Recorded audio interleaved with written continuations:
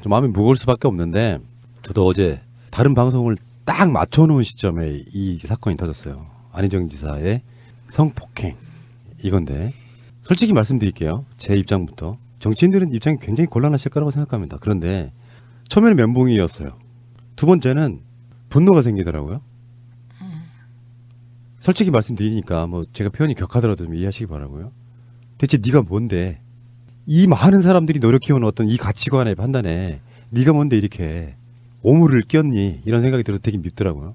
그리고 생각해보니까 우리 같은 사람들이 그런 어떤 도덕적인 어떤 짐을 같이 지니까 부끄럽고 미안한 거라고 생각이 들어서 저는 개인적으로 이렇게 하기로 했어요. 나는 어차피 안희정을 지지한 적이 없습니다. 지금까지. 대선에서 유일하게 비판했던 이쪽 후보가 안희정이었으니까 협치로 막 이상한 개변할 때 안희정 지사는 죄 지은 만큼 처벌 받으면 됩니다. 근데 문제는 이것을 또 악용하려고 하는 세력이 있고요. 이쪽에 계신 분들도 뭔가 좀 도덕적 패닉의 상태에 빠진 부분이 저는 굉장히 안타깝다는 생각이 좀 드는데 잘못한 사람이 잘못한 만큼 처벌 받으면 되는 거지. 뭐 더 이상이 무슨 말이 필요하겠습니까? 네. 그리고 우선 첫째는 자유한국당에서 안희정 지사 건을 빌미로 해서 민주당이 충청도지사 공천을 하지 마라 이렇게 나왔습니다. 이건 대표적인 미투를 정치적으로 악용하는 행태라고 봅니다. 그래서 안희정 지사 개인은 어쩌겠어요. 엎질러진 물인데 얼마나 지금 과거로 돌아가면 본인이 후회가 되겠습니까? 그리고 그 아내나 아이들을 생각하면 얼마나 괴롭겠어요. 왜냐하면 그게 보통 아내와 아이들이 아니잖아요. 참여정부 때 다들 잘 나갈 때 안희정 혼자 감옥에 있을 때 그 아내와 자식들이 너무나 고통을 받아서 결국은 정신과 치료까지 받았거든요. 그래서 안희정 나와서 4명이 심리치료도 받고 그랬어요. 그렇게 어려운 과정을 이어온 가족들인데 그 고생을 시켰는데 또 고생을 얹어준 거잖아요. 그러니까 지금 돌아보면 본인이 얼마나 또 한탄이 되겠어요. 근데 엎질러진 물, 저는 법적, 도덕적, 정치적 책임은 져야 한다. 이거는 이건 재론의 여지가 없습니다. 그리고 걱정이 되는 건 그 김지은 씨는 빨리 케어가 필요한 것 같아요. 정서적, 정신적, 그다음에 신변적으로도 케어가 필요한 게 본인이 현실에 일어나지 않을 수도 있는데 신변의 위협을 느꼈다고 얘기를 했잖아요. 그런 요지 얘기를 했기 때문에 케어를 해야 되는데 이거를 정치적으로 정말 눈에 보이게 뻔하게 도지사 공천하지 마라 이렇게 나오니까 정말 아니다 이런 생각이 들었습니다. 어찌 보면 손석희 입장도 이해가 되고요. 김지은 씨 입장은 당연히 이해를 해야 되는 것이고요. 네.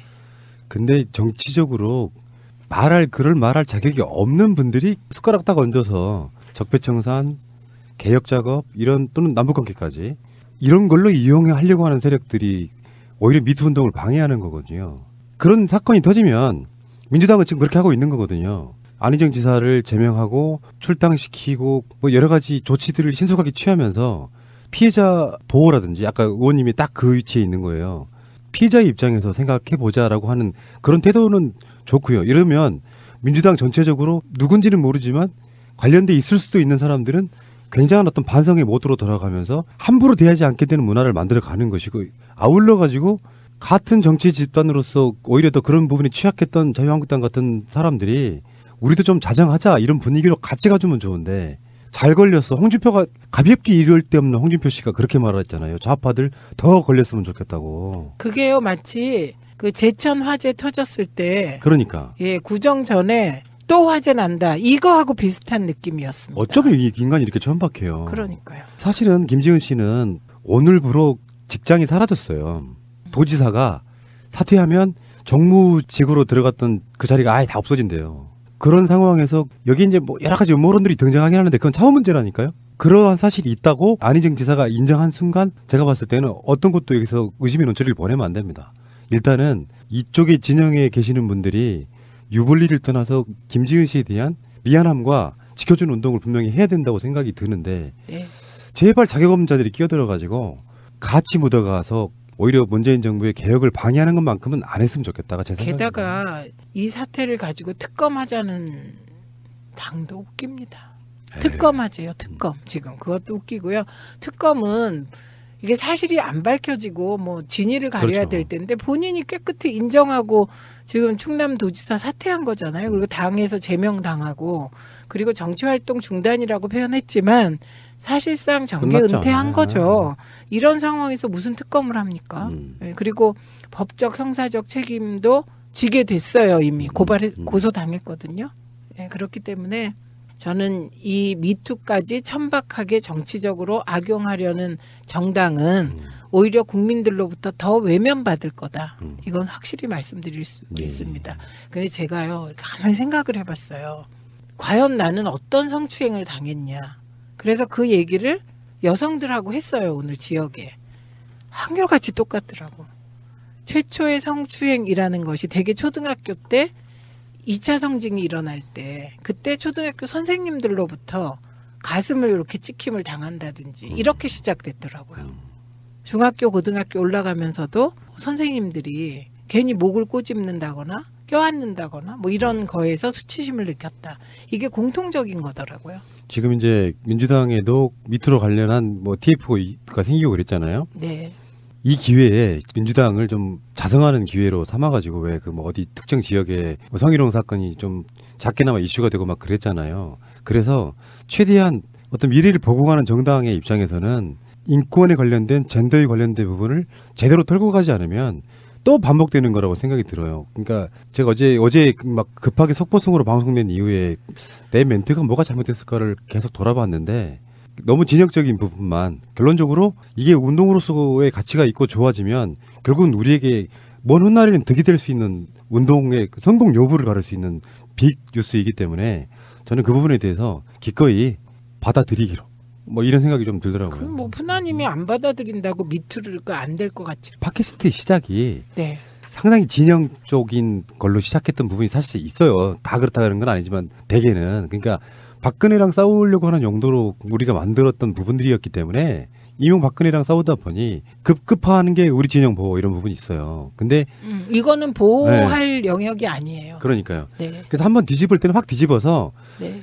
앞으로 깨끗해지면 오히려 더 도움이 된다는 거죠. 네. 그래서 네. 백척간도 진일보. 맞습니다. 네. 그렇게 느끼고 사실상 뭐 의원님 말고도 저랑 연락이 되시는 몇 분들은요 사실상 멘붕 상태였어요. 어제 오늘로 보면 그 멘붕을 떨치고 일어나서 결국에는 이런 과정들을 겪은 뒤에 우리의 목표는 세상이 좋아지게 만드는 거니까 어쩌면 문재인 개혁의 대통령도 그렇게 말씀하셨잖아요. 미투 운동에 대해서 전폭적으로 지지하는 부분. 그래서 결국은 좋은 세상 만드는 데 있어서 좋은 도구로 쓰면 된다고 생각합니다. 이거를 진영으로만 생각하지 말고. 그래서 저는 제 입장에서는 어제 내가 한 방송이 조금 성급한 부분이 있었다 이런 생각 좀 들더라고요. 어쨌든 오늘 제 방송의 마무리는 남북 정상회담이 잘 치러지고 북미 대화가 진전되어 한반도 비핵화가 달성돼서 트럼프와 김정은을 데리고 문재인 대통령이 노벨 평화상을 받는 겁니다. 알겠습니다. 그 얘기를 하고 가고 싶습니다. 아이고 밤늦게 나와주셔서 감사드리고요. 다음 주에는 조금 더 밝은 분위기로 얘기할 수 있을까요? 네. 아니 그러니까 뭐 개혁이고 뭐고 적폐청산이고 뭐고 떠나서 우리 개인도 행복해야 되잖아요. 어제 정말 저 너무 불행했고 아침에 네. 일어났는데 아침이 온다는 게 너무 고통스러웠어요. 맞아요. 아침에 일어나면 어떤 뉴스가 쏟아질까. 네. 특히 의원님은 정병 같은 데 나가시잖아요. 네, 고통스러웠고 그런데 이제 이럴 때 성경이 되게 이 또한 지나가리라. 당을 대표해서 각종 방송에 나가신 분 입장에서는 정말 힘든 상황. 안희정이 우리 최민희 의원님까지 패닉에 빠뜨렸다 이렇게 말씀드리고 피해자에게 다시 한번 위로를 전하겠습니다.